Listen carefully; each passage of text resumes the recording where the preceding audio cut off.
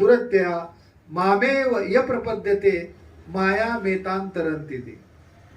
मम माया दुरत्या, माझी. मम शब्दाने काय, इथं सुद्धा हाच शब्द आहे, मम योनीर महत ब्रह्म 14 अध्यायामध्ये. आणि आपण हेच पाहतोय, माझी माझी म्हटलं की बरं नाही म्हणा ना, मग नाही नाही म्हणे म्हणताय, भासते का नाही, आहे.